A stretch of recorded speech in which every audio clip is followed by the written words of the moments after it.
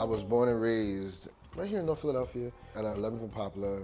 I grew up in a church called the United House of Prayer for All People, where gospel brass bands are the musical feature in the church. My father, the late Norman Bradshaw, is the person who actually taught me how to play trombone. But the music that I listened to was everything from hip hop to jazz to gospel. I think that's one of the reasons why my sound is so soulful. That's why the way that I play is so lyrical, playing the words, the lyrics. And my father always said, if I can't hear the words of the song, then it's pointless. I need to hear the words. So when I play, I'm singing. It's an extension of my voice, and that's what Jeff Bradshaw does.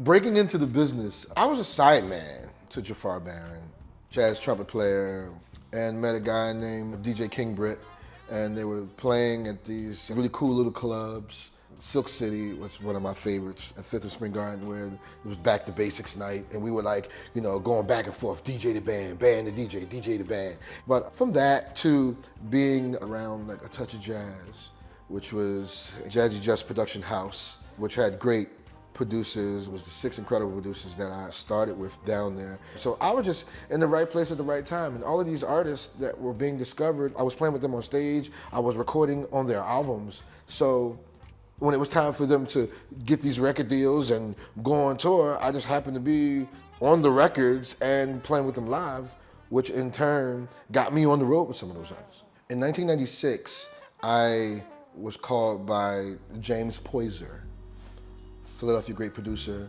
member of the Roots, and Amir Questlove Thompson, to work on a song with a girl named Erica.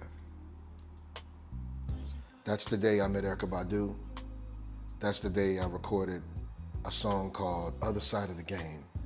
When I heard that song on the radio, that's when I knew I was on my way.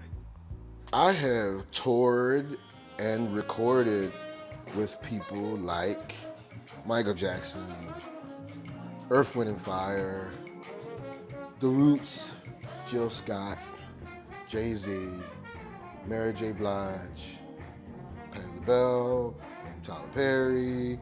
Man, the list goes on and on. So not bad for a little kid from North Philly.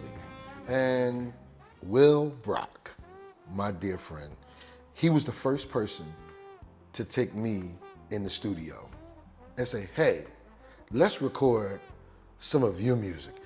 And the first song was Can You Come Over, a song that features one of Philadelphia's songbirds, Carol Riddick.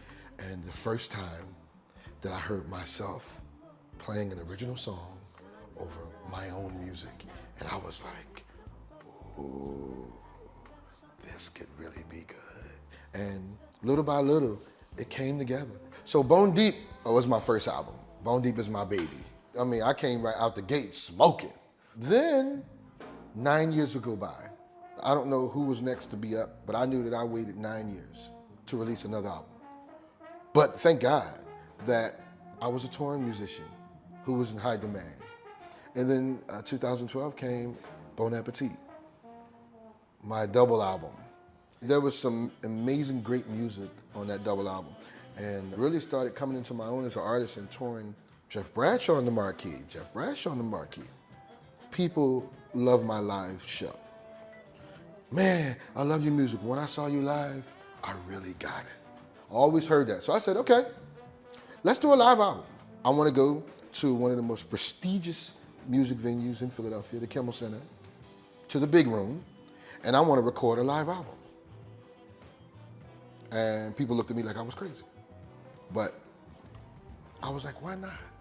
I don't care if it hasn't been done or not before. I'm going to do it. I called Najee and Kim Burrell and Marsha Ambrosius and Bilal and Robert Glasper, Eric Roberson, Tweet. I called Take 6. Everybody that I had a relationship with. I said, hey, I want to do something historic. I want to be the first African American to record a live album at the Kimmel Center in front of my hometown 3 blocks from where I played on the street corner at Broad and Chestnut in front of a bucket. They all agreed, and the rest is history. Jeff Bradshaw and friends, home, one special night at the Kimmel Center. It starts with your own perseverance.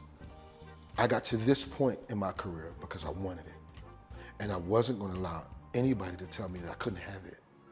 I wasn't going to allow anybody to tell me that success wasn't in my reach. All I knew was that I have a gift. I know when I play, there's nobody in the world that sounds like me. Now, I'll be dropping a new album in 2019. The album's called Stronger, because that's where I am. Everything about me and my life and my music and my relationships are stronger. Mentally, spiritually, stronger. I'm still here and still making history. I am blessed.